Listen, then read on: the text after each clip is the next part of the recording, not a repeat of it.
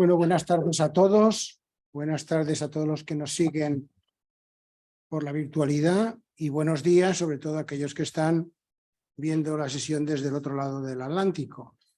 Y bueno, quería presentar únicamente al excelentísimo señor don Juan Antonio Ordóñez Pereda, que es académico de número de esta Real Academia de Ciencias Veterinarias de España, que nos va a hablar sobre un tema muy sugestivo titulado Envasado en atmósferas modificadas, medio siglo de viaje. Tiene la palabra, doctor Ordóñez.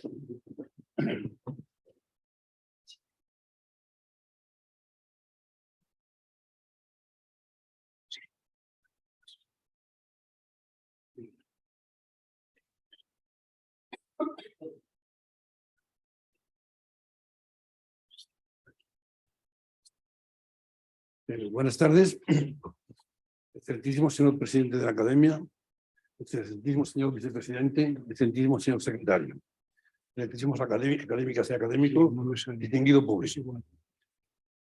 Voy a intentar explicar el desarrollo de las atmósferas modificadas y cómo cuando he puesto un viaje en el medio siglo, quiere decir que desde los años 70 se desarrollaron rápidamente en 15 años y después se impusieron de una forma, pero casi de forma exponencial.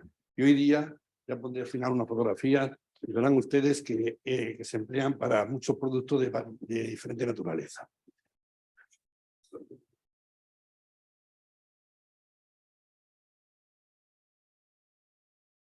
Primero me voy a detener un momento en las definiciones que hay. Arriba pone envasado en atmósferas controladas. Y después en inglés pone control atmosphere storage.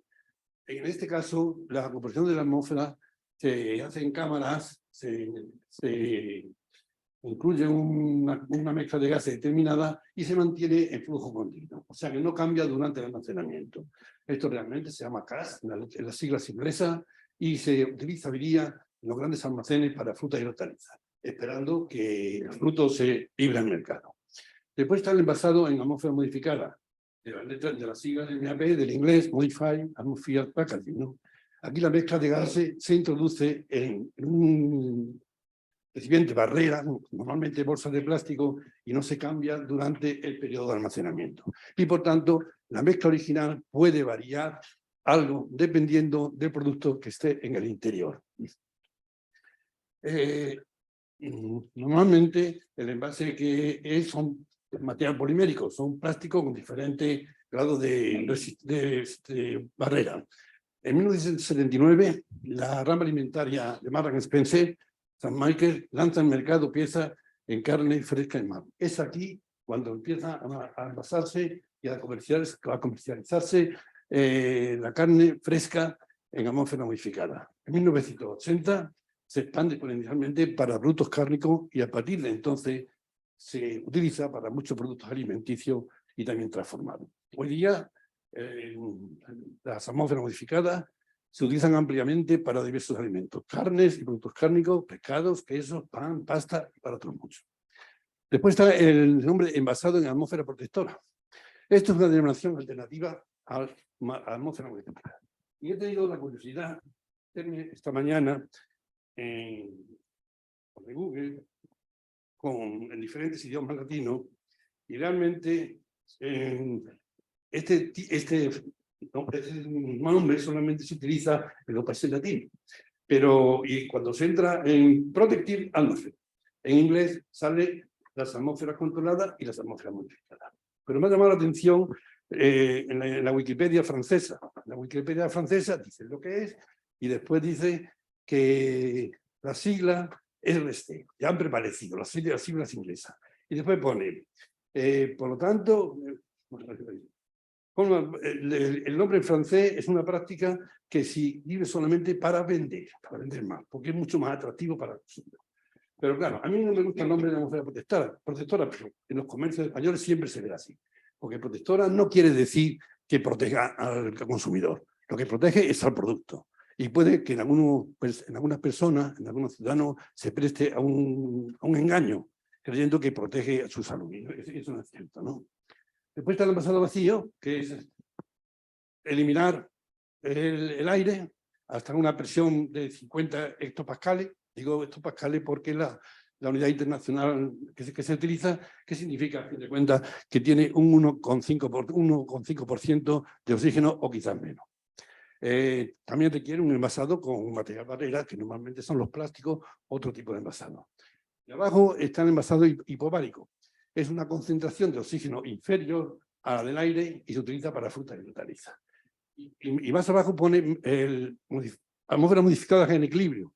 Es una permeabilidad selectiva, muy difícil de controlar. Se utiliza para frutas normalmente climatéricas y es muy complicado porque depende muchísimo la resistencia a la reducción de oxígeno y al aumento del dióxido de carbono en el interior del envase. Yo solamente me voy a dedicar a las típicas atmósferas modificadas.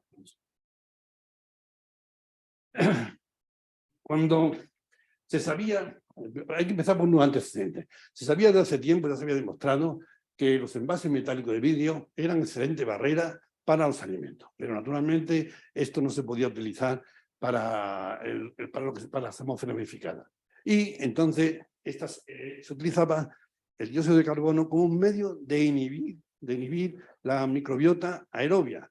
Y no voy a hace mucho tiempo, pero sin embargo, ahí pone una revisión de una food protection del año 85, pueden ver que no se sabe todavía cuál es el mecanismo de acción y se han propuesto varias hipótesis. Al final, si le queda tiempo, lo diré.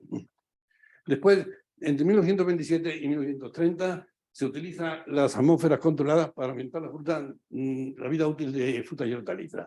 Y simplemente para inhibir la actividad respiratoria, sobre todo en las frutas climatéricas, y después también para inhibir la producción de etileno.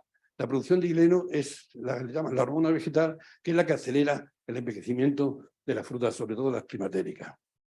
En el 38 se transportan canales de vacuno de Nueva Zelanda, teniendo la experiencia que ya tenían de las atmósferas controladas de frutas y hortalizas desde Nueva Zelanda e Inglaterra en un 100% de dióxido de carbono sin éxito. Llegaron malolientes, casi putrefactas, y total se abandonó esta técnica. Pero en la década de 1950-1960 hay presiones para sustituir el papel y el papel encerado para la venta y para la manipulación al detalle de los productos frescos, fundamentalmente la carne. Y además, en esta época, la higiene alimentaria pues avanza muchísimo y es necesario poner un medio para que pudieran tener una vida útil más larga que la que normalmente tenían en los envases que había.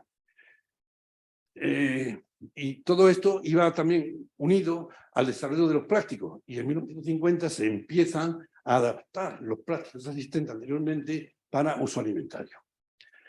Y en 1957 es la primera vez que se distribuyen sándwiches envueltos en bolsas de polietileno de baja densidad. Eran totalmente, el polietileno de baja densidad es muy permeable y solamente era para la distribución prácticamente local. Y en la década de 1970 es cuando empiezan diversos centros a investigar una serie de propiedades, una serie de características de la carne envasada en atmósfera modificada. Es cuando empieza a desarrollarse. Y entonces los científicos de la época se plantean una serie de objetivos. El objetivo principal era la ampliación de la vida útil de la carne fresca. No desde un punto de vista solamente sin tener en cuenta los aspectos sanitarios. Solamente ampliar la vida útil para que en vez de comercializarse en 4 días, se puedan comercializar en más tiempo. Y claro, siempre era una cosa necesaria que fuera refrigeración y que el envase que se utilizara era un envase barrera. Y los objetivos parciales era inhibir la microbiota alterante, que con ello se ampliaba la vida útil, porque la alteración de la carne fresca es, en primer lugar, y sobre todo, de origen microbiológico. Y se utilizaron una serie de gases, el dióxido de carbono, el oxígeno, el nitrógeno y el monóxido de carbono.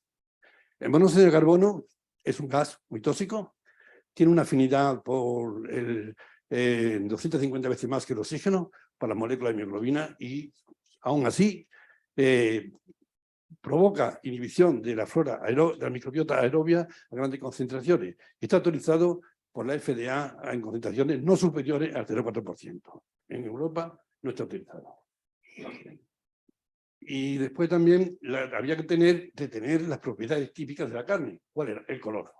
Ahora veremos en qué consiste el color de la carne, que era el comportamiento de la microglobina y también evitar una autooxidación lipídica, sobre todo en aquellas muestras en donde hay más ácidos grasos insaturados. Y por supuesto, después el comportamiento, la respuesta que la microbiota psicotrofa patógena, ¿qué ocurría con ella? Si se ampliaba la vida útil, podía ocurrir que estas bacterias patógenas que crecen en la temperatura de refrigeración fueran más peligrosas y alcanzaran tasas más. Aquí está el desarrollo de los plásticos. Primero había que adaptar los plásticos alimentarios. ¿Qué plásticos había en aquel entonces? Pues estaba el crudo de polivinilo, que se desarrolló en 1912, el celofán, el poliestireno, ahí está la fecha que se desarrollaron, para que se podían utilizar para envolver y envasar los alimentos. Lo más importante fueron el poliestireno, que era una polinización del eteno, el metileno, da lo mismo, y después el polipropileno, que era una polimerización del otro. Y apareció la poderosa CIDER de Estados Unidos, que desarrolló uno que se llama Cryovac. Cryovac en castellano, el Cryovac. Este es el que realmente se ha utilizado al principio para el desarrollo de las atmósferas modificadas. Hoy día ya existen plásticos de mucha naturaleza y práctica a medida. Y se utilizó por primera vez en 1950 para ampliar la vida útil de pavo fresco para el Día de Acción de Gracias y Navidad, para enviar los pavos a distintos sitios más distantes, ¿no? La permeabilidad es muy baja, tienen varias permeabilidades, pero ahí está el BB4L, con un coeficiente de difusión al oxígeno muy barrera. Quiere representar eso con 4 cruces y a dióxido de carbono con 3 cruces, que prácticamente no va a haber intercambio entre el interior y el exterior. Y está debajo ponen también el Bubble Wrap. Este también quisieron imponerlo, pero fue un fracaso total. Sin embargo, este plástico fabricado por CIDER ha sido muy útil para envasar un montón de productos que no tienen nada que ver con los alimentos. Cajas de todos los tipos, como protección contra los golpes, sobre todo. Bien, ¿de qué se partía? Se partía de unos estudios que vemos en un estudio microbiológico y estudios químicos. En 1960 apareció un trabajo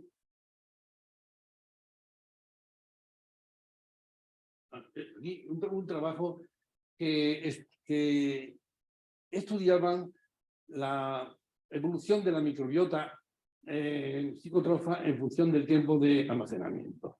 Y ven ustedes aquí que esto es aquí hay una alteración rápidamente, está a 0 grados, a 25 grados, es muy rápida, y prácticamente 2 o 3 días la carne está alterada.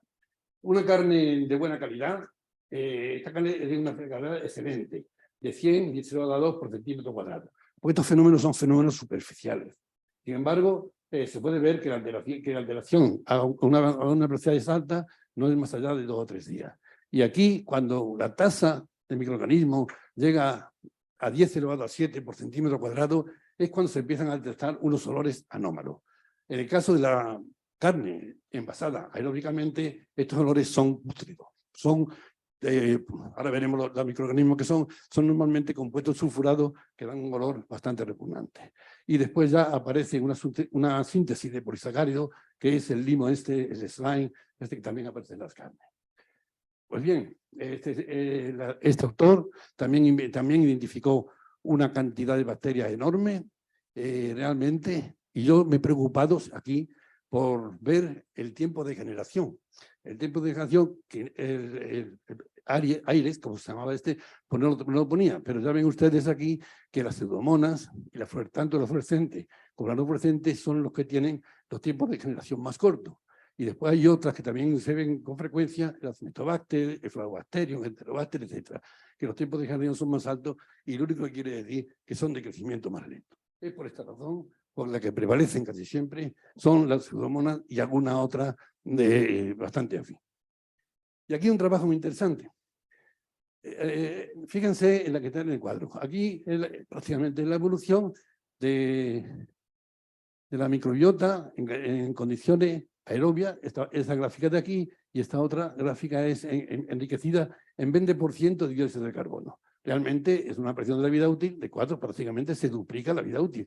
Y lo que pone aquí abajo el autor como conclusión es interesante.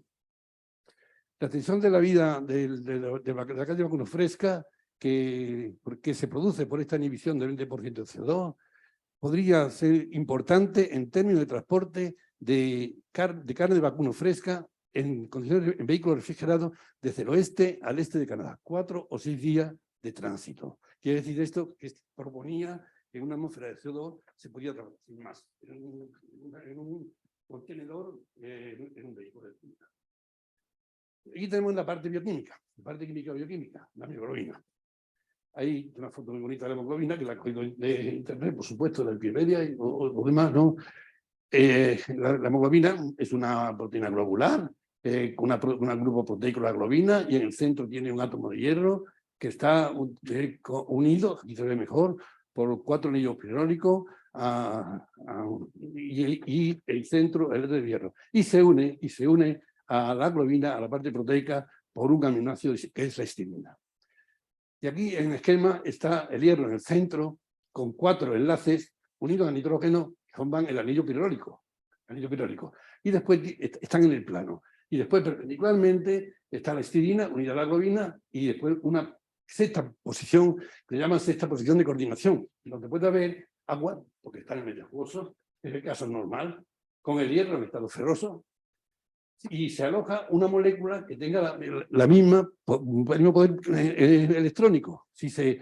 En esta sexta posición de coordinación se coloca oxígeno, se oxigena la molécula y se forma la oximioglobina. Pero tanto la mioglobina como la oximioglobina se va oxidando de una forma primero parcialmente y irreversible debido a que hay una enzima reductora que se llama la ferromioglobina reductasa, que es enzimáticamente.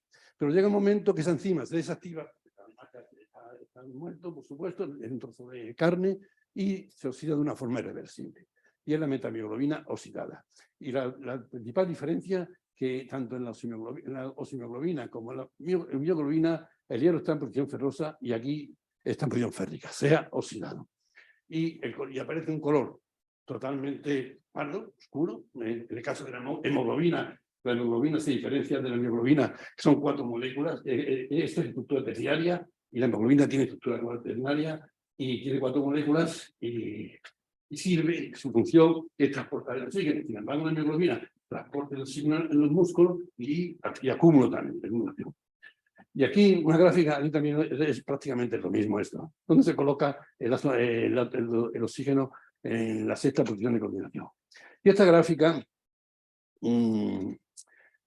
desarrollada por David Lewart, con el que yo trabajé allí cuando estaba en Inglaterra, es muy importante, porque nos dice que la oxidación máxima de la hemoglobina es en este pico, y es cuando tiene un 2% de oxígeno en la atmósfera. Recuerden esta gráfica porque vamos a hablar de ella, porque después vamos a ver cómo por este comportamiento cambian el color de la carne. El 2%. Que en el vacío, por ejemplo, son 8 miligramos cuando es vacío y se sitúa en la posición el oxígeno residual. Entonces, estas son las publicaciones que aparecieron en el lustro, que yo lo pongo arriba, como una cosa trascendental en el desarrollo de las atmósferas mexicanas. Este primero, McDougall y Taylor, en 1965, en el Muir Institute, en Lanford, en Bristol. Yo también estuve ahí en otra ocasión. Este de Canadá, en el National Research Council de Canadá. Yo trabajaba con el que desarrolló la curva anterior en el departamento de Applied Biochemistry and Nutrition, en el Food Science Laboratory de la Universidad de Nottingham. Aquí uno del Instituto de la Universidad de California. Aquí hay otro de la Universidad de California, en el departamento de Food Science and Technology. Y aquí hay un instituto de Nueva Zelanda. Y abajo hay de la estación experimental. Y abajo de otro hay uno de Nueva Zelanda, creo que es. Bien. Aquí son los 5 artículos que aparecieron desde el 1975 a 1978. Pero yo le quiero estos artículos encuadrados en verde, son los mismos, pero he puesto un cuadrado verde. Estos son los que había un apoyo de la empresa privada o similar. En el primer caso, Marks Spencer, que ya dijimos antes que apareció la primera carne envasada en atmósfera modificada. Este fue el envasador de Canadá. Aquí, detrás, Fred Corporation de California. Y aquí hay otro que no sé de dónde es, pero bueno, lo debo poner. No lo leo. Y aquí también hay uno de Suecia, de Swedish Research Center. Bien, quiero decir con esto que la empresa privada ya se preocupó mucho porque había una necesidad de aumentar la vida útil en condiciones que pueda llegar al consumidor en buenas condiciones. Y yo me estoy refiriendo solamente a piezas grandes o piezas domésticas que para lo que se utilizan. Ya en la 1980, la década siguiente, fíjense lo que cambió. Empezó a estudiar Irlanda, facultad veterinaria, porque fue el grupo que yo creé cuando vine de Inglaterra, de la Universidad de Nottingham.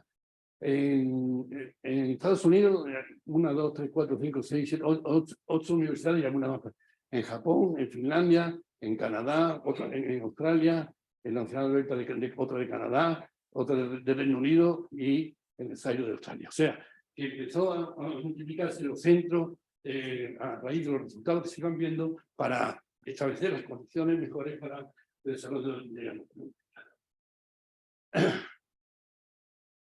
Y aquí le estoy poniendo las primeras revisiones que aparecieron sobre este tema. En 1985 apareció la primera revisión. Después en el 86 y la última, hay muchas revisiones, más de una docena. Y la última que he puesto aquí es de 2019. Y los primeros libros. El primero en el 89. El Brody Control de Modify Atmosphere Vacuum Packaging of Food, se tradujo, aquí lo tradujo al español, en el cual participé yo y realmente sirvió para los alumnos sobre todo. Otro de 1991, apareció otro libro, y el Parry de abajo, de 1993, fue el mejor, el que estaba más avanzado, el que tenía mucho más conocimiento, de tal forma que hubo una segunda edición, no sé si habrá una tercera, porque ya me he quedado un poquito, ya me jubilé. Miren, este es el sistema experimental que yo utilicé en Inglaterra, bajo la dirección, la supervisión del doctor David Edward. Este es David Edward, al cual le tengo agradecido lo que me pudo enseñar en aquel momento. No había entonces mezclas de gas. Había que trabajar con la bombona de gas y después con unos fluorímetros, unos medidores de flujo, pues iba midiendo la cantidad de que se quería, 10% de CO2, 20% de CO2, el resto del aire, el resto del oxígeno. Realmente era una cosa bastante artesanal. Y yo me preguntaba, digo, cuando yo hacía estas cosas, digo, hay que ver qué difícil es esto para controlar. ¿Cómo se va a producir esto de una forma industrial en un tiempo poco cercano? Digo, pasarán años hasta que se desarrolle. Pues bien, fíjense lo que pasó. En Alemania, la WITT fue la primera fábrica y fue el primer mezclador de gases que se hubo en el mercado. Y después, como decía antes, en 1979, la rama alimentaria de Marks Spencer puso en el mercado, lanza al mercado, San Michael, carne envasada en atmósfera modificada. Prácticamente en 5 años es cuando se empezó esto ya a avanzar de una forma bastante vertiginosa. Le pongo aquí una serie de gráficas para decirle que son muestras muy heterogéneas. Son fenómenos superficiales, son fenómenos que tienen muchas dimensiones estándar. Y realmente, pues, las gráficas no salen bonitas, salen como las ven ustedes ahí. Y realmente, pues, muy difícil de completar. Evidentemente, se ven la diferencia. Aquí son la atmósfera modificada. Aquí hay, estos son la autoxidación de la grasa del longissimus dorsi y del bíceps femoris, que son muy parecidas. La única diferencia es que el bíceps femoris está más irrigado y la grasa se oxida más rápidamente. Aquí también está en atmósfera modificada y aquí abajo está la evolución de la metahemoglobina. Pero para una explicación más clara he preparado esta gráfica, que realmente son datos que proceden de los trabajos que hay aquí abajo. Bastante de los nuestros, porque ya veremos al final las aportaciones nuestras a las atmósferas modificadas. Y aquí se ve, esta flecha significa cuándo carne está alterada. He puesto el nivel de 10 elevado a 8. Tengan en cuenta que estos son términos logarítmicos. Alterada. Y estos olores son pútridos, desagradables, realmente debido a la flora aerobia, porque este es envasado en aire.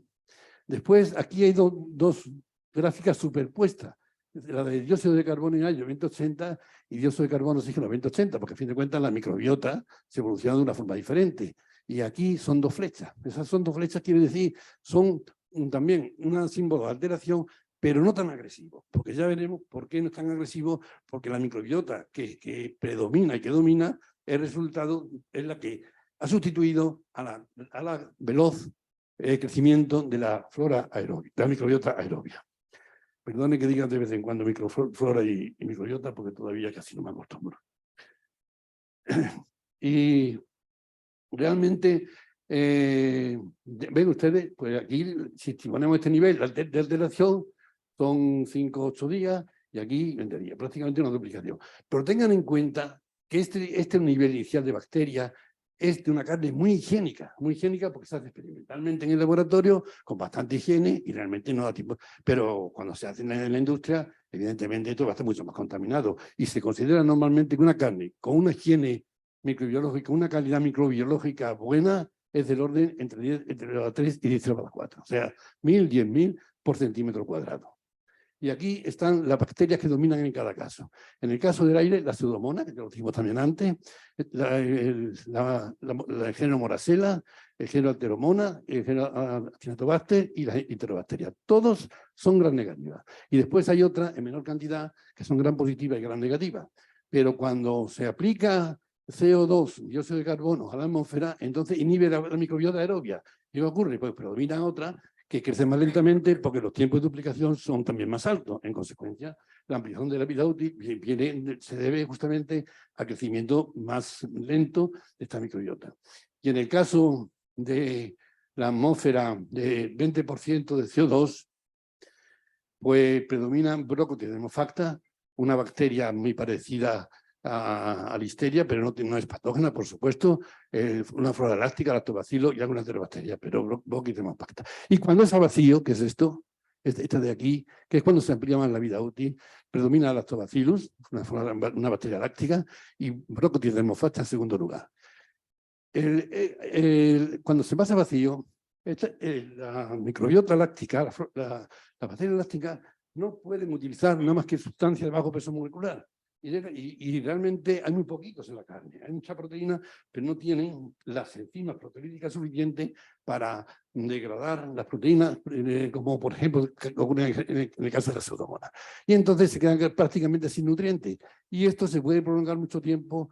Las bacterias siguen a estos niveles y la carne se altera porque siguen generando sustancias que son no totalmente agresivas, pero evidentemente son ajenas a lo que normalmente es sensorialmente positivo en la carne. Y aquí está la evolución de la mioglobina. El porcentaje de metahemoglobina. Esto se determina por una espectrometría una refractometría con una esférica, midiendo el punto isobéstico de los 3 pigmentos a 525 nanómetros y este punto isobéstico de la oximioglobina y la hemoglobina. Hay una relación que se transforma en absorbancia y una fórmula que nos da el porcentaje de metamioglobina. Vengan ustedes aquí están, hay dos, está la atmósfera de aire y la atmósfera de CO2, 20% de eso. Yo creo que esto está mal. Bueno, vacío, CO2 aire 2080 y CO2 aire, claro. Claro, aquí hay CO2 aire 2080, aquí el aire ha bajado porque hay un 21% de oxígeno en el aire, pero si nosotros añadimos a la mezcla 20% de dióxido de carbono, evidentemente la concentración de aire va a bajar. Y como ven, igual que antes veíamos que este es el nivel de 60% para observar visualmente que la carne tiene un color pardo, y ahora les voy a dar un detalle que ustedes van a comprender rápidamente. Pues prácticamente la vida útil también se duplica. Y aquí a vacío, pues al principio, aquella gráfica que yo les decía antes, que al 2% era la oxidación máxima, es este avance este principio tan rápido que tiene la oxidación de la mioglobina y de la hemoglobina. Pero después se estabiliza porque el oxígeno con una cantidad residual se agota y ya no puede haber oxidación. Son datos que también proceden de una serie de trabajos, pues, una forma de evolución típica, por llamarla de alguna forma. Y le contaba que si ustedes un día en el supermercado compran una bandeja de carne, la que está en arriba está con un color rojo, tenemos ramificada. Y cuando vayan y levanten los filetes, verá que empiezan a regresarse cuando en las puntas de unas con las otras. Porque ahí el oxígeno no tiene bastante acceso y por tanto la concentración es del 2-4% y es cuando empieza la oxidación. Y es por eso porque se amplía la vida útil. Vamos a ver ahora. ¿Qué ocurre con la ampliación de la hemoglobina? Miren, aquí esto es una carne normal, que hay un 20% de oxígeno que es la que hay en el aire. El oxígeno difunde hacia el filete y aquí llega un 4% a los 3 o 4 milímetros. Y después para acá, la proporción de oxígeno baja del 4 al 1%. Y es aquí, estamos en esta zona y por tanto se oxida rápidamente. Se oxida de una forma que se forma la metahemoglobina. Al principio se reduce, pero llega un momento que se queda totalmente permanente. Y aquí, esto ya todo es mioglobina porque aquí ya no llega el oxígeno y tampoco no puede haber oxidación.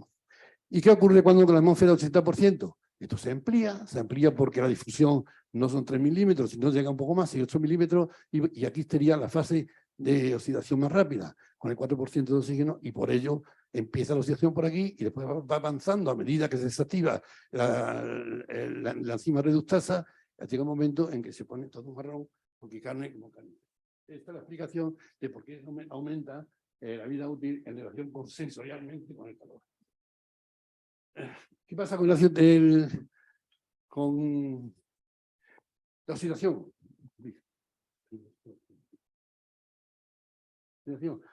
La oxidación afecta fundamentalmente, es una oxidación química, afecta a los ácidos grasos insaturados fundamentalmente, y aquí el cerdo se han hecho más experiencias porque la grasa tiene más insaturación que el vacuno y que el ovino, ¿no?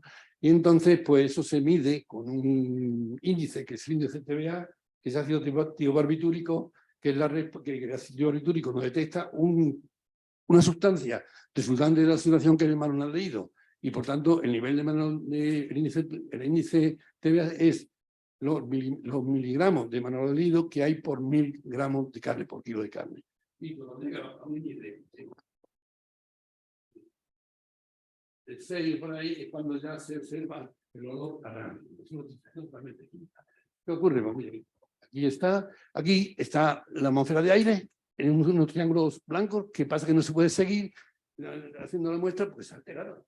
Estamos en estos 10 días y se ha alterado y no sigue porque evidentemente nos va a dar unos resultados falsos. Aquí está en la atmósfera de CO2 aire 2080 y CO2 2080. Se observa que la oxidación, cuando hay una concentración de oxígeno mayor, es mucho más rápida, pero aún así no se puede tener en cuenta porque no llega a niveles que se puede detectar sensorialmente. Y aquí está el vacío. No hay oxígeno, por ahí oxidación. Ahora vamos a ver las atmósferas modificadas para diversos productos. Hay que tener en cuenta cuáles son los agentes alterantes en cada caso. Y después, qué propiedades de calidad nos interesa que permanezcan. Aquí tienen ustedes la carne, la alteración, esto significa B, bacteria gram negativa, son bacterias gram negativas, superficial. En fiambre, pues son bacterias gram positivas porque se han sometido a cocción. Cuando está en bloque entero no hay problema, pero lo malo cuando se lonchea es cuando se contaminan. Los embutidos son estables prácticamente. El pescado pelágico, boquerones, salmonetes, etcétera. La alteración es la bacteria gram negativa y también enzimas autolíticas que proceden del intestino. Y autoxidación porque tiene una grasa insaturada. El pescado macro, pues bacteria gram negativa, enzimas autolíticas muy poco, tienen que ser piezas pequeñas y la autoxidación muy poco también porque tienen poca grasa. Los crustáceos, aquí la bacteria gram negativa y después también le pasa como a la fruta, la polifenolosidasa. La polifenolosidasa van oxidando los polifenoles y aparece esas manchas pardas en el cefalotórax. Y antes se podían remediar con el ácido bórico, pero el ácido bórico es tóxico y se han sustituido por sulfito. que no es tan eficaz como el ácido bórico, pero yo no sé lo que hacen, no lo sé. La fruta y hortalizas son las actividades respiratorias, sobre todo las climatéricas, y aquí este M son los MOS. En segundo lugar, los MOS y el parlamento enzimático, más o menos, dependiendo del cultivar que sea. Los quesos frescos, bacterias gram negativas. Los quesos son el MO, un queso madurado, el MO superficial, y la bollería de las pastas, la toxidación. ¿Y qué interesa retener? En el caso de la carne, pues de calidad, que no haya formación de metamiglobina, tenerla en las condiciones mejores que son las semiglobinas. En los fiambres, en los fiambres, jamón cocido y demás, que no haya una velocidad debido a las bacterias lácticas que la producen. En los embutidos, deshidratación. Un embutido que nos han pasado, cuando la humedad relativa es muy baja, como aquí en Madrid, pues realmente acaba deshidratándose y endureciéndose. En el pescado, en los túnidos, como las carnes son pescados que tienen semiglobina y por tanto también es necesario evitar la formación de metamiglobina. En los crustáceos, pues inhibir la polifenol oxidasa. En las frutas climatéricas, el ablandamiento, los fenómenos respiratorios y también la deshidratación en algunos casos. En los quesos frescos, limosidad debido a la bacteria gram negativa, también ya lo ponemos aquí arriba también. Y en los quesos madurados, el color azul que origina el moho, que hay que evitarlo, en este caso, en los quesos madurados por bacterias. Sin embargo, es una cosa favorable en los quesos madurados de ven azul madurados por moho. Y la bollería, atoxidación. Pues bien, pues fíjense, aquí vamos a ver la atmósfera de calor. Vamos a ver rápidamente ya. Las carnes rojas. Filete. Ten en cuenta que todo esto es para venta de detalle o piezas máster, por decirlo de alguna forma. El pH es normal 5,4, 5,6, la actividad de agua 0,98, condiciones buenas para que se multipliquen las bacterias gram negativas. ¿Qué interesa la mioglobina? En estado oxigenado, la oximioglobina. ¿Cuál es la alteración? Gram negativa y el color. Las concentraciones que se utilizan son 20-30 de CO2 y 80-70 de oxígeno. La temperatura siempre de refrigeración en aire, la vida útil, cuando la carne es de buena calidad original, microbiológica, 7-10 días y prácticamente se puede decir que se duplica. Las carnes rojas, estas son por piezas grandes, piezas, por ejemplo, solomillos que vienen de Argentina. Son piezas que no se van a vender normalmente al detalle. Y vienen envasadas vacío, porque no interesa la oximoglobina, interesa el color de la mioglobina, que es rojo mate, mientras este otro es rojo brillante. Y sin embargo, cuando se faena esa carne para venderla al detalle, con el oxígeno del aire, se oxigena y se transforma en oximoglobina, pero dura muy poquito, porque normalmente la enzima reductasa ya está desactivada. Y el vacío, preferentemente. Se podría también utilizar atmósfera modificada, pero el vacío. Y la vida útil, 10-13 días, 18-20, y el vacío bastante más, 25-35 días. La carne picada, hamburguesa. Este es el peor de las carnes, lo peor, porque son carnes muy contaminadas. No son fenómenos superficiales, sino son superficiales por todo el espesor, porque la carne ha sido triturada y por tanto las bacterias se han distribuido por todas partes. Entonces, pero claro, también interesa que el color sea de la oximoglobina, el rojo brillante, el rojo cereza, y la alteración gran positiva. Pero aquí, por ejemplo, por tanto, la atmósfera modificada sería también esta, pero con la diferencia que la vida útil se reduce muchísimo porque debido a que tiene una vida útil muy corta. Las carnes de FD. Las carnes de FD, yo creo que ustedes saben lo que son. Son carnes, son de la recta dark, firm y ¿qué es la otra? Y dry. O sea, oscuras, firmes y secas, debido a un pH elevado. Este pH eso normalmente se hace mucho en los vacunos. ¿Y por qué es elevado? Porque son animales que han estado sometidos a un estrés, sobre todo de mucho movimiento, maltratado antes del sacrificio, y tienen poco glucógeno. Y entonces, como el pH de la carne baja debido a cuando se está transformando el músculo en carne, son reacciones bioquímicas muy complejas. Yo creo, una es el metabolismo anaeróbico, que baja el pH un poco, pero después el ATP se va degradando a ATP y también van produciendo hidrogeniones que bajan el pH de 7 hasta 6. Ese es la transformación de músculo en carne, un proceso bioquímico que no se puede confundir con la carnización, que es otra cosa diferente.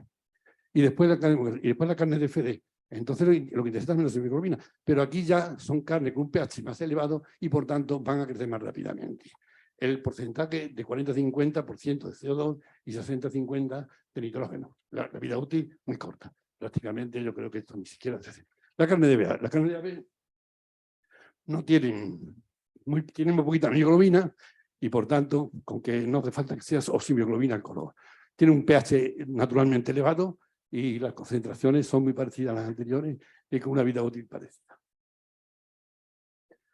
Después, productos cárnicos. Esto me hace más raro. El jamón cocido, las lonchas. Pues aquí la actividad de agua ha bajado un poquito porque lleva frutos y crecen las bacterias gram positivas. Las gram negativas no pueden crecer o le crecen muy lentamente y predominan bueno, entonces lacticacibacteria, pero bueno, lo pongo en inglés porque las siglas inglesas porque vienen en los libros. Y la atmósfera modificada 20-30% y después 80-70% de nitrógeno. Este pigmento está ya estable. Ahí se ha alojado un óxido nítrico y es una carne nitrosada. Por lo tanto, es nitroso hemocromo ya totalmente estable. Por eso no hace falta poner oxígeno. Y la vida útil, pues ya, este producto está muy estable porque los nitritos, el óxido nítrico, también inhibe muy bien a las bacterias que pueden estar contaminadas. Los embutidos, pues, no sé qué significa eso, ¿no? Perdón. Los asteriscos, bueno, son productos muy estables, la actividad de agua es por debajo de 85, no hay problema con la microbiota, aquí el problema es la autooxidación y la disertación, por lo tanto, lo mejor el vacío. Y son a temperatura ambiente, estos embutidos siempre están a temperatura ambiente y pueden durar más de 3 días y en atmósfera modificada también más de 3 días. El lacón es un producto cocido que con las mismas circunstancias también está nitrosado con nitrito y por tanto una cosa similar. Y después hay algunos que son hay envasados también con varios ingredientes, la forma de cocido que es muy variable y es muy difícil decir cuál es lo mejor. Pero normalmente el vacío siempre es lo mejor porque si se pone en la atmósfera de oxígeno o de aire, se multiplica el moho. Y abajo está el sous vide. El sous vide es una cosa realmente moderna de hace 15-20 años, que son productos que se envasan a vacío y después se someten a cocción ya envasados.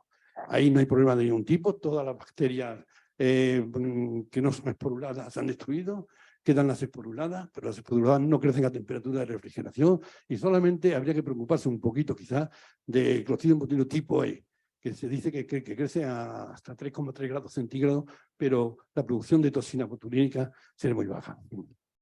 Pero es un sistema que actualmente se utiliza mucho, se ve en el mercado y a refrigeración tiene una vida útil muy larga. El pescado magro, es más complicado, pues tiene un pH normalmente alto. Tiene un pH elevado porque el pescado no muere plácidamente. Cuando muere viene con agitación y demás, y realmente el glucógeno también se le agota y por tanto el pH no va a bajar tanto como en el caso de la carne, que los animales previo al sacrificio pues tienen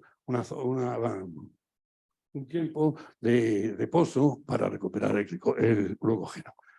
Pero la actividad de agua es del 98 y por tanto lo mismo. Aquí conviene poner, aquí es necesario un porcentaje superior de dióxido de carbono por las razones estas de que el pH es muy elevado. Y conviene poner un 5% de oxígeno por si puede inhibirse algo Clostridium botulinum tipo E. Pero la vida útil, esto es muy baja, en aire son 2 o 3 días, 5 o 8.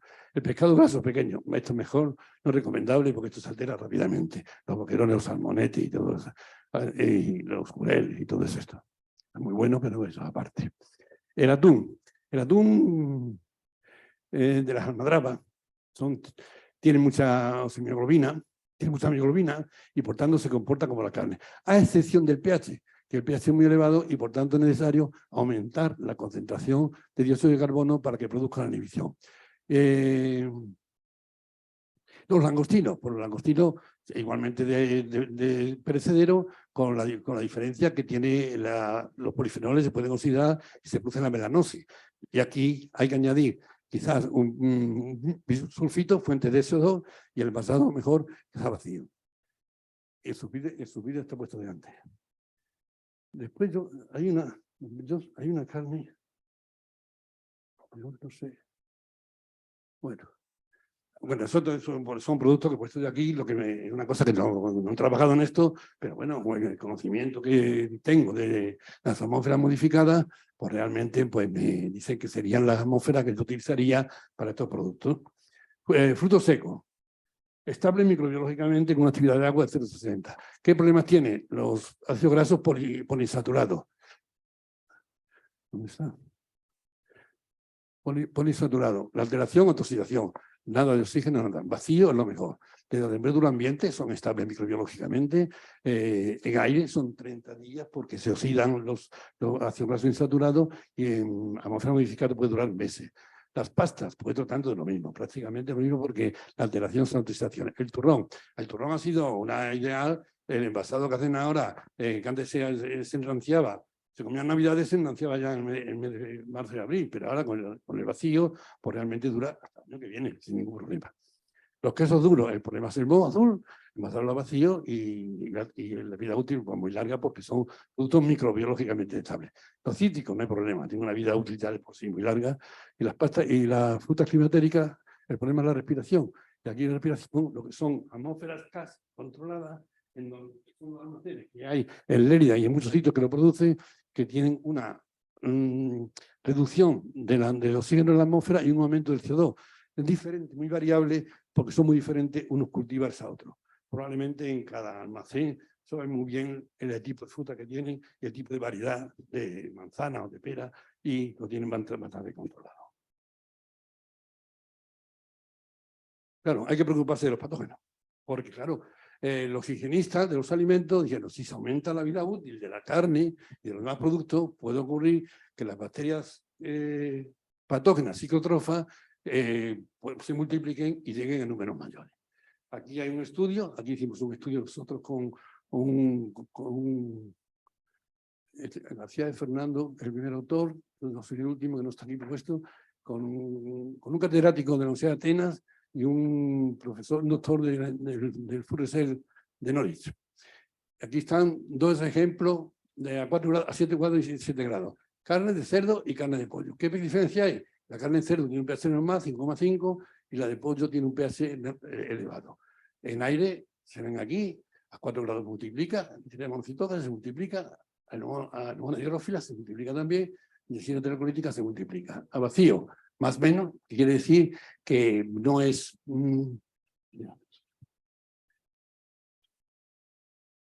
a vacío. Quiere decir que es variable en la carne a 4 grados, en la carne de cerdo, a 7 grados se multiplica, la monodrófila pues no se multiplica a 4 grados, pero sí. En la atmósfera del 100% de nitrógeno. El nitrógeno es prácticamente muy parecido, se puede comparar con el vacío, de modo que el comportamiento es similar, aunque parece ser que el nitrógeno es menos restrictivo, menos inhibidor que el vacío. Esos son los datos que andan en la bibliografía, pero no se le puede decir. Con una atmósfera modificada del 20% de CO2 y el 80% de oxígeno, se ve que predominan más las formas negativas que aquí son positivas. Quiere decir que el CO2 también inhibe realmente algo a esta microbiota patógena. Y en CO2 40-60, la de los pescados, pues pasa otro tanto lo mismo. Aquí hay una cosa rara, porque este es el negativo y debía ser positivo, pues son 7 grados. Porque son 7 grados.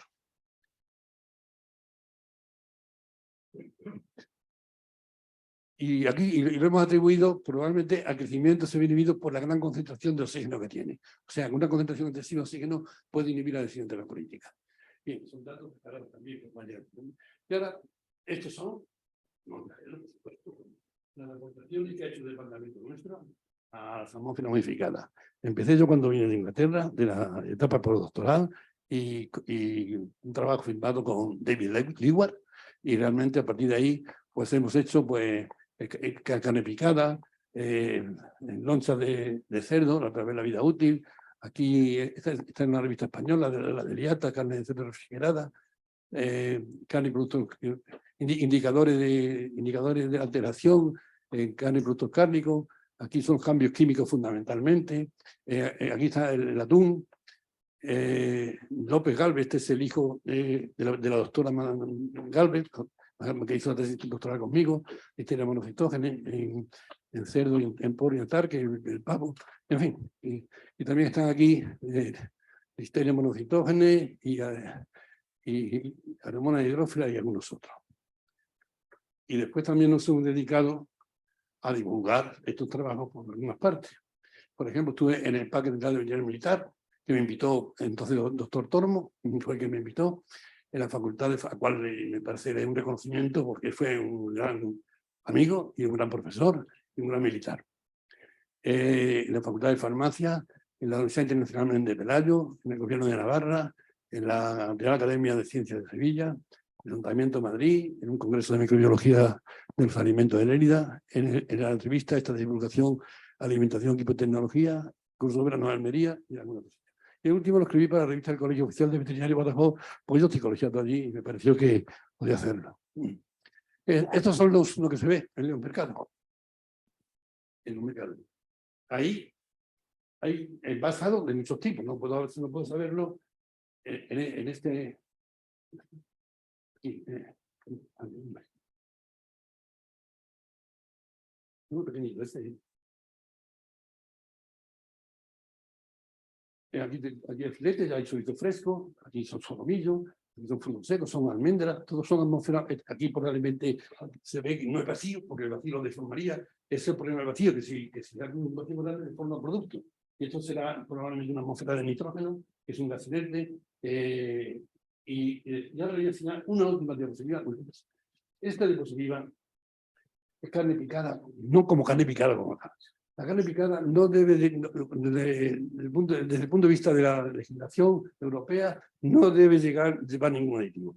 Pero venga aquí lo que pone, burger meat.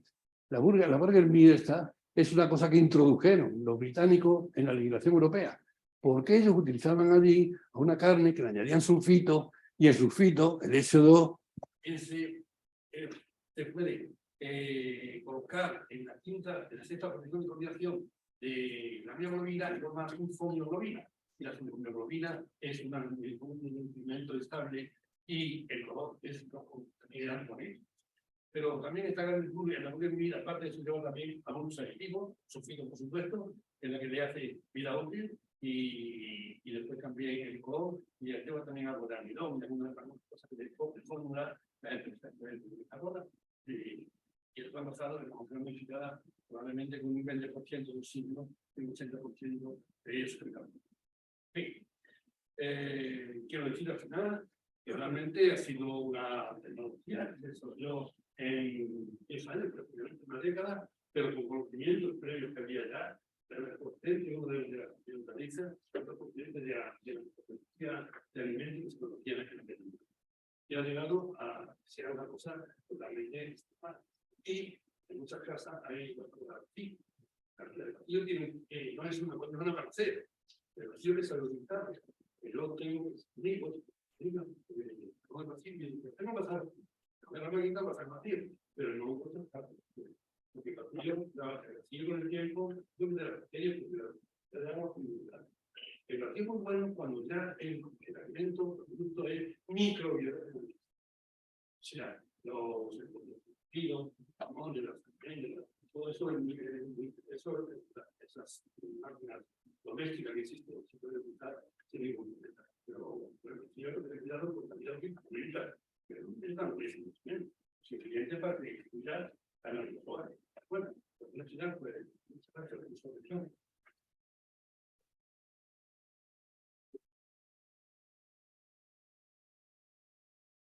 Muchas gracias por esta presentación, que ha sido una presentación donde ha hecho una revisión bibliográfica a fondo y que, como ha dicho, pues lleva muchos años trabajando en el campo de las atmósferas modificadas, ¿no? O el envase, ¿no? Un tema de gran actualidad, un tema que cambia la vida útil de los alimentos, de alguna manera, y que, bueno, yo creo que tenemos que abrir la conferencia a los presentes, ¿no? Si quieren hacer alguna pregunta. Primero el doctor Tresguerres.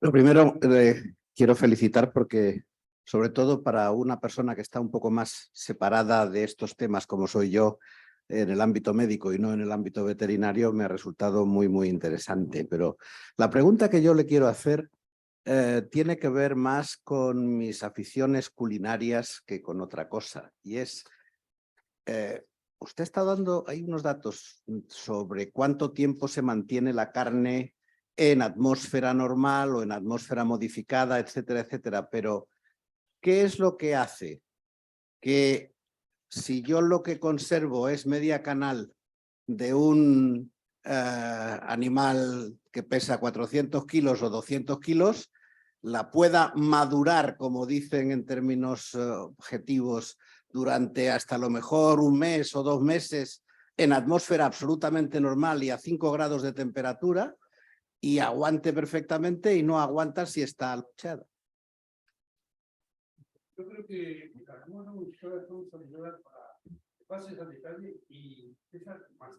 También, por ejemplo, 5 kilos. Y ya está más de nunca. Y por tanto interesa que sea el color de la ropa. Sin embargo, son el consumidor y lo que necesita los productos, ¿no? Bueno, también depende de los padrones para la pero las canales se maduran, esas grandes que dice usted, se maduran probablemente con una moderativa más baja que la normal y por eso están ahí donde estoy cuando y se van deshidratando poco a poco.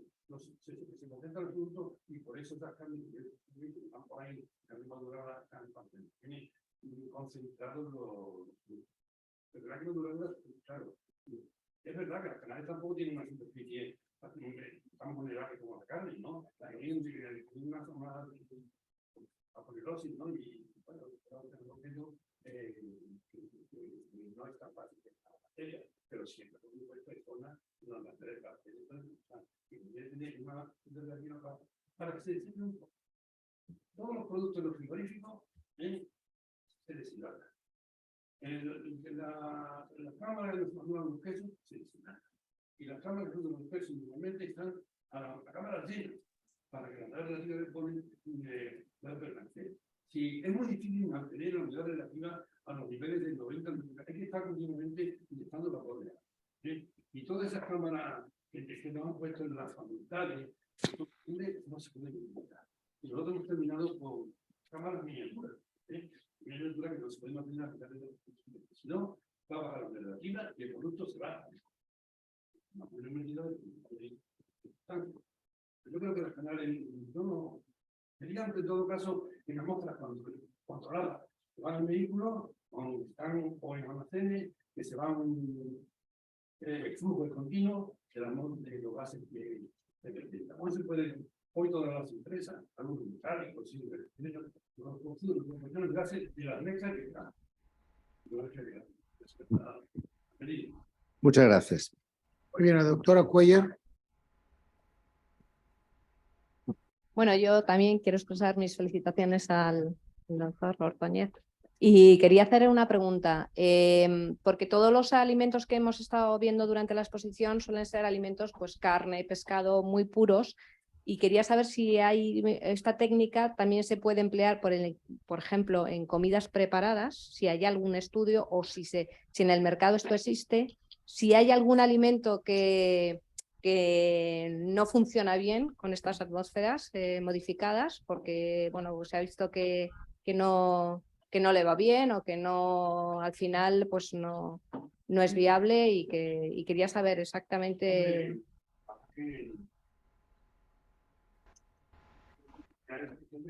Sí. Pero estoy convencido que en todo caso, yo no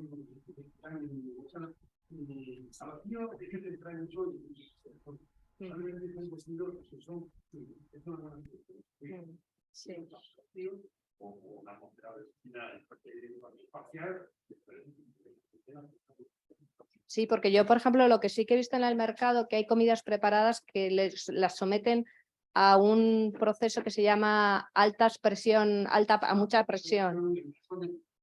presión es una tecnología que aquí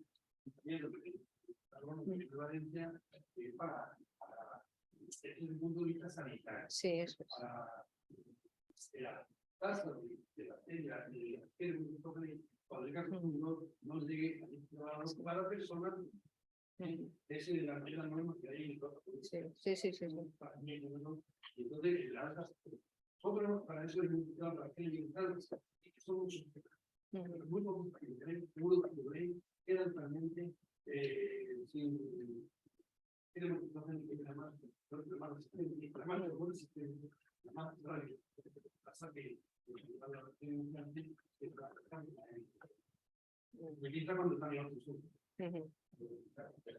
las canciones un tema complejo, pero Vale. Vale, pues muchas gracias. También quiero expresar mi felicitación por el tema que se ha dado. Y el tema que se ha impartido me interesa bastante por una línea de trabajo que llevo, que es la conservación del semen en los centros de inseminación, conservación de semen en porcino, que utilizan el semen refrigerado a 15 grados, y los sistemas de envasado son con plásticos, se utilizan blister, se utilizan tubos, se utilizan botellitas, y siempre se ha utilizado en las comerciales que venden este tipo de envases, siempre utilizan, y lo dan como muy importante, plásticos de origen alimentario. Plásticos de origen alimentario. De atmósfera no se trabaja nada, pero de envases de plástico bastante. Y quiero explicar un caso que sucedió que es bastante curioso y que dio bastantes problemas. Y es que siempre se ha tenido cuidado de utilizar plásticos en ese sentido que no fuesen tóxicos para el semen. Al final es un cultivo celular. Pero hubo un momento que se compraron unas partidas de envases a China. Y bueno, pues dio un problema gravísimo que no se vio de principio porque no afectaba mucho a lo que eran los caracteres que normalmente se ven en la vitalidad de los espermatozoides. Pero sí se vio que daba problemas en los resultados reproductivos y luego haciendo un análisis incluso dañaba la cromatina. Entonces, la pregunta es, ¿en humana se puede dar casos de intoxicación por utilizar malos productos o que haya productos en plástico, me refiero, que puedan derivar algún tipo de contaminante, como yo supongo que seguiréis en este caso? Yo lo que sé de plástico es a través de una catedrática de la Universidad de Zaragoza, y está también un hijo de un catedrático de farmacia de ¿no? Está en la Universidad de Libro. Y dice que los plásticos son muy complicados. Porque realmente, cuando van a hacer una legislación o algo así, realmente aparecen del que los plásticos son muy complicados, porque cuando ya tienen relacionados las sustancias tóxicas que están en los plásticos, aparecen en los plásticos y otra vez tienen que volver a empezar. Y yo creo que los plásticos alimentarios, el problema más grande puede estar en los microondas. Cuando los plásticos se ponen en microondas, que es cuando puede generar, por el calor que se produce, el paso de sustancias, por lo menos no saludables, incluso tóxicas. Pero yo creo que los plásticos no alimentarios se utilizan ampliamente, ¿no? Y hay una cosa que se me ha pasado ahí, que son los ácaros. Ahora que está aquí el doctor Rojo, los ácaros. Los ácaros es una cosa muy importante en los cereales, en el arroz. Hay por ahí algunas variedades de arroz que ponen en saquitos. Lo ponen en saquitos. Y realmente por los saquitos de eso, pues entra todo lo que pueden. Los ácaros, y lo que hagan el arroz con ácaros. Y lo que se hace en el arroz, lo que hacen es envasarlo a vacío, que el ácaro, como un ente aerobio, no va a poder vivir en una atmósfera de vacío. Pero de los ácaros, tenemos bien en los saquitos. Perdón, la última pregunta.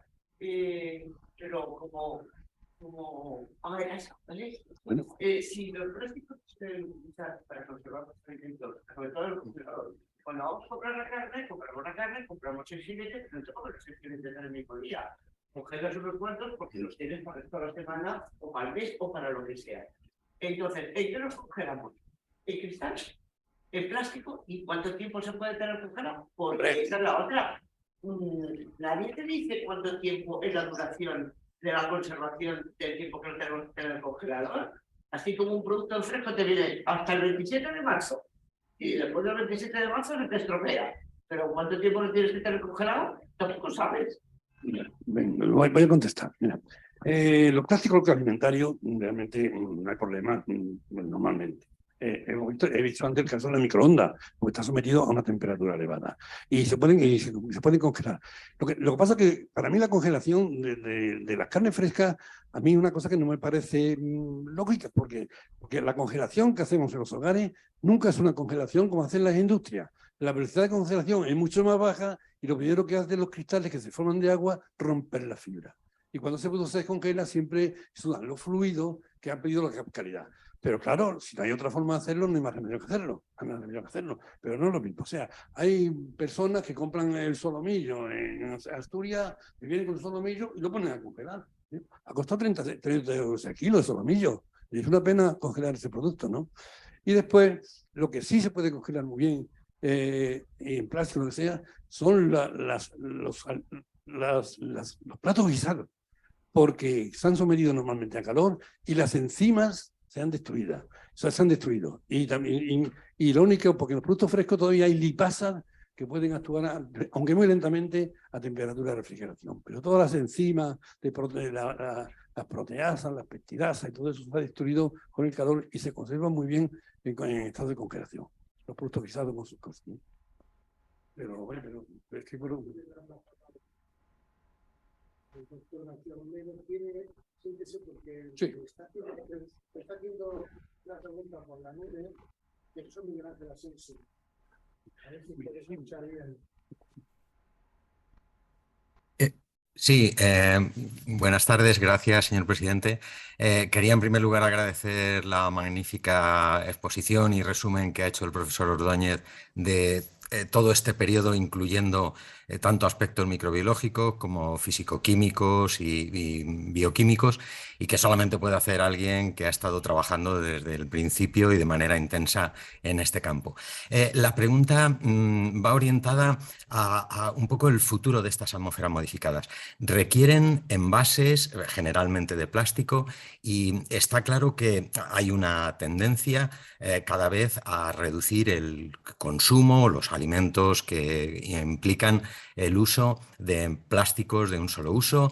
Esta tendencia pues tiene una gran adherencia entre la gente joven y cada vez parece ser que es mayor, no sabemos cuánto durará, si es una moda pasajera o no. Esto puede representar una pérdida de seguridad de los alimentos. ¿Está la industria o hay sistemas alternativos o cómo puede estar evolucionando estos sistemas de las atmósferas controladas para el futuro? Yo no sé, creo que hoy día el envasado de atmósfera modificada es masivo. Hay todas las clases de productos. Y realmente sí, la tendencia a no utilizar plástico, pues, de todas formas, y también es el punto de enmendar, pero una tecnología que está tan instalada, pues va a ser difícil quitarla, igual que las conservas. Las conservas son... ¿Quién va a desplazar a las conservas clásicas? Realmente hay una pérdida de nutrientes. En las atmósferas modificadas los aspectos nutritivos no se tienen en cuenta, porque la vida útil es muy baja, es muy pequeña, de todas formas, aunque se amplíe, y los aspectos nutritivos pues son los mismos. Y lo de los aspectos microbiológicos de bacterias patógenas, ya hemos visto que en el peor de los casos no es más peligroso que haya bacterias patógenas. En todo caso, lo contrario. O sea que el comportamiento se podría decir, en el peor de los casos, como similar. El problema son los plásticos, claro, ya hemos dicho de los plásticos que pueden generar sustancias que van al alimento y pueden producir problemas patológicos que no lo sé. Por eso, doctor Asensio, ¿no? Muchas gracias, sí, gracias. El doctor Cambero. Bueno, sí, bueno, brevemente y tal, me ha gustado mucho su intervención, le felicito.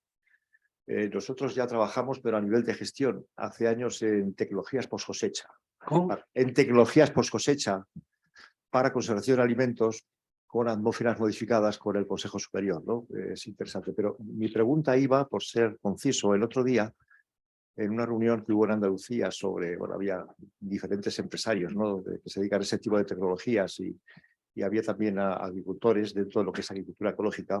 Se hablaba, y yo pensaba en lo mío, desde el punto de vista de lo que es la producción animal, se hablaba del efecto bactericida que tiene el ozono.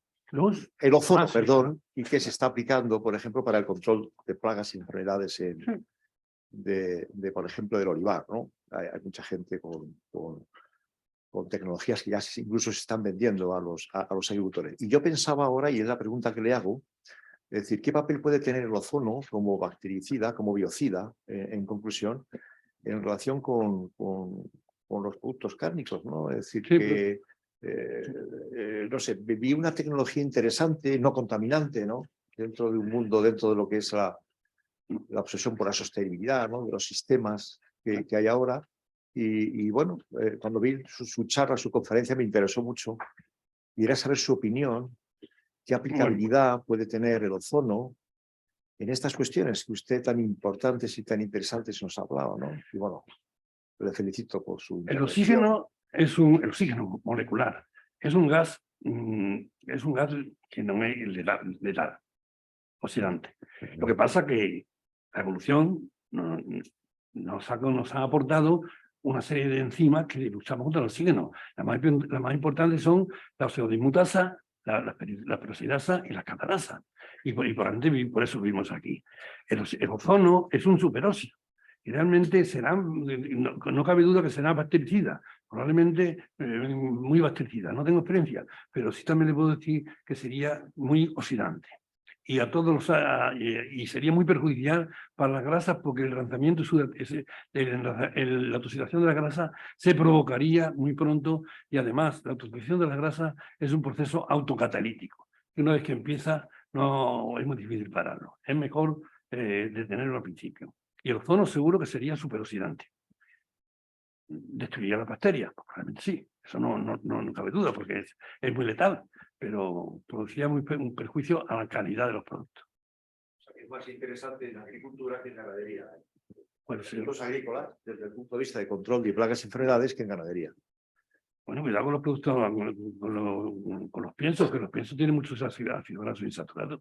No, yo no hablaba de piensos, hablaba de materias primas. De materias primas, bueno, sí. Materias primas vegetales y materias primas animales, y me ha contestado, y quizá pueda tener mucho más salida el ozono en materias primas vegetales. Hombre, desde el punto de vista del control, como biocida que es.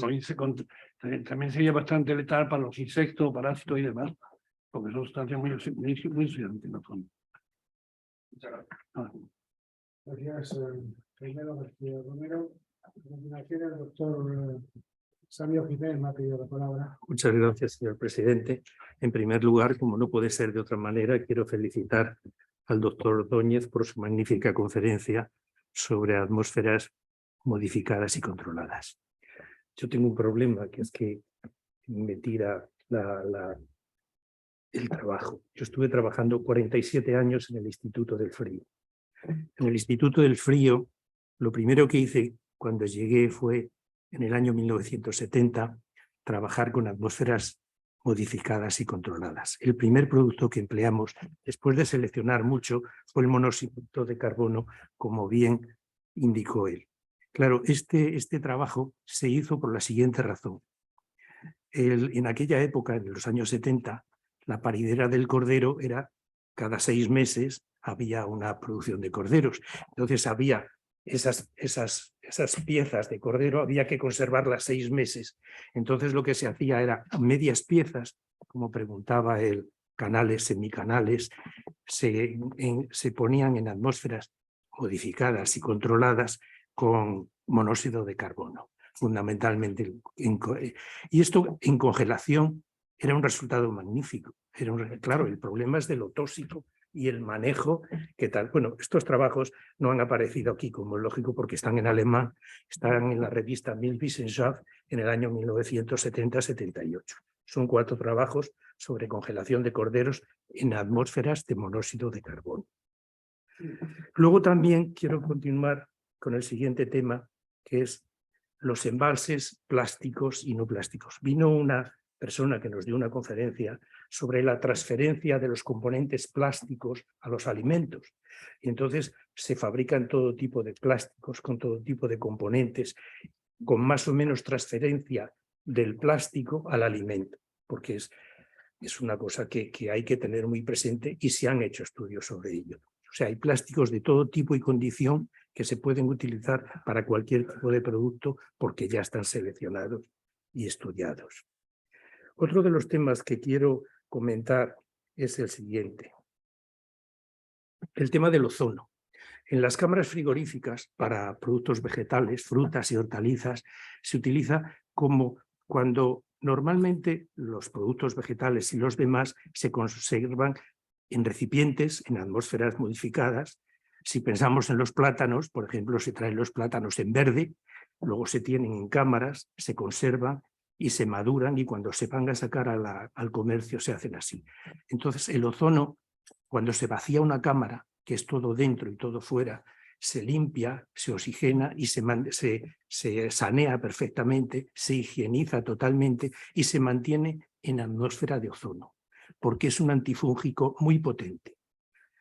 Prooxidante también, pero como están los productos envasados, pues entonces no tiene este problema. Los productos están envasados, están perfectamente protegidos y no tienen el problema. Y luego otra de las cosas que quisiera decir es que las atmósferas controladas y modificadas, fundamentalmente se ha trabajado en mi instituto para vegetales, para frutas y hortalizas, frutos climatéricos y no climatéricos, todo tipo de vegetales. Y luego también el siguiente paso que se dio después de esto fue la liofilización. ¿Por qué? Porque mezclábamos la congelación y envasábamos, se conservaba en una atmósfera absolutamente inerte y los productos se conservaban muchísimo. Hay muchos trabajos publicados, hay muchas cosas hechas sobre todo esto. Y yo, si alguien tiene el acceso, puede llegar a un manual de prácticas que se publicó en el Instituto del Frío, aplicaciones del frío y recomendaciones, viene todo eso. Y ahora que veo a Josefina Higuera, tengo que decirle que efectivamente un producto refrigerado, según el frío, es una semana la duración que puede tener refrigerado. Congelación, dependiendo del tipo de congelador doméstico que tengamos, podemos de 3 meses hacia atrás. 2 meses, 2 meses y medio, depende de la calidad del congelador que utilicemos. Entonces, la regla general es refrigerados una semana o menos y congelados menos de 3 meses, 2 meses y medio. Muchas gracias. Lo del monóxido de carbono, sí, la otra solución sería. Yo he dicho antes que el monóxido de carbono, tiene una afinidad por la sexta posición de coordinación de la mioglobina 250 veces más que el oxígeno. Y por tanto es un tóxico muy potente, porque una vez que se aloja ahí se forma la carbosis mioglobina y también, y en el caso de la sangre, la carbosis hemoglobina realmente es una cosa bastante tóxica. Pero sin embargo está autorizada en Estados Unidos, en la FDA, a concentraciones superiores al 0,4%, porque realmente a ese nivel no va a inhibir microorganismos. Se necesitan concentraciones muy altas, como ha dicho el doctor Jiménez, del 30-40% o más, ¿no? Pero sí, el color que produce un color rojo, como de los sulfitos, como la sulfomioglobina, y entonces es estable. Y por eso, claro, estabilizar una carne así puede que sea negativo para el consumidor, porque da el aspecto de que la carne no está alterada. Bueno, la sulfomioglobina también tiene otra parte perjudicial, es que rompe los 2 monómeros de la tiamina, la desactiva. Y por eso en las carnes picadas no se autoriza los sulfitos, y sí están autorizados, por ejemplo, los crustáceos. Muy bien, pues vamos a continuar. Son las 7:30. Y lógicamente yo me tengo que unir a la felicitación, más que todo porque lo ha visto usted, las expectativas que ha creado la conferencia.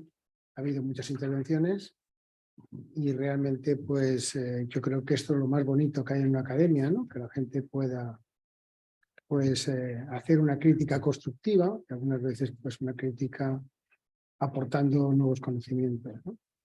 Y bueno, yo tenía 2 preguntas únicamente, porque usted ha presentado los trabajos que ha publicado en los últimos años y me imagino que estos trabajos, aparte de que he visto que tiene mucha importancia el pH y la actividad acuosa, he visto que de alguna manera pues hay un componente microbiológico detrás importante y también una composición físico-química de los alimentos, ¿no? Sí. Pero esta actividad de agua, eso fue un concepto que se desarrolló por un científico de Nueva Zelanda, en los años 60 por ahí. El concepto de actividad de agua no equivale a la humedad, sino que es la cantidad de agua que retiene un soluto.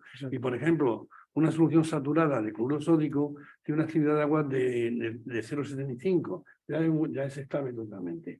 Pero las bacterias patógenas, que es lo que importa en este caso, por debajo de 0,90 no se pueden multiplicar. Y el caso más extremo es el Listeria monocitógene, que por eso es la que siempre se utiliza como control que crece a temperatura de refrigeración y hasta actividad de agua por encima de 0,90. Por encima de las bacterias, los costillos, por ejemplo, a 0,96 actividad de agua ya no germinan. Sin embargo, la actividad de agua de una carne fresca es 0,98. Pero prácticamente el 80% es agua. Y por tanto tiene una actividad de agua muy elevada. El catedrático de Córdoba, ya murió, el doctor Marco Parrado, era un experto en actividades de agua. Tuvo toda su vida trabajando con actividades de agua. Y luego tenía una pregunta, me imagino que estos estudios, no sé si estas atmósferas controladas, etcétera, si adicionan antioxidantes o no adicionan antioxidantes. No creo. ¿No? Yo... Ni siquiera naturales. Yo creo que no lo sé. No. Pero nosotros cuando hemos hecho los experimentos, vamos a carburos metálicos. O sea, queremos 20% de no sé cuánto, tanto nitrógeno. Y viene la botella, y de la botella. Pero es que el antioxidante, hemos visto que, por ejemplo, en el caso de las carnes, el índice de ácido tiobarbitúrico, que es cuando llega a 8, 6, el índice tiobarbitúrico es los miligramos de malonaldehído en miligramos de carne. Y ahora ya ni siquiera pone TBA, ahora se pone TBAS, sustancia reaccionante al ácido tiobarbitúrico, porque además de malonaldehído también hay alguna más, ¿no? Pero son carnes muy saturadas, las carnes de los animales de abasto, ¿no? Y realmente no hay ningún problema. Eso es verdad. Sí, en los productos vegetales muchísimo. Es que lo discutimos en el conferenciante que vino de Valencia, de la Universidad Politécnica. Precisamente comentamos esto de que de alguna manera hay muchos alimentos que no contienen antioxidantes y se tendría que poner en la etiqueta libre de adición de antioxidantes, ¿no? Yo sé que el sulfito hay que ponerlo. Y los vinos blancos y los vinos tintos y todo se llama sulfito. Cuando la concentración en los vinos es mayor que una cantidad que no recuerdo ahora, pero prácticamente todos ponen sulfitos añadidos. Sulfitos sí. Muy bien, y como reconocimiento pues le vamos a entregar un diploma que usted ya ha recibido varios, Lo voy a guardar con mucho cariño. pero me veo con la obligación de entregárselo, ¿eh? Muy bien. Que dice que la Real Academia de Ciencias Veterinarias de España otorga un diploma de reconocimiento al excelentísimo señor don Juan Antonio Ordóñez Pereda por su intervención en la sesión del día de hoy, firmado por el señor secretario general por el Ministerio de Presidencia. Muy bien, muchas gracias. Muy bien, y bueno, levantamos la sesión para todos aquellos que nos están siguiendo a través de la nube y agradecerles por la presencia a todos ustedes en la sesión de hoy. Muchísimas gracias.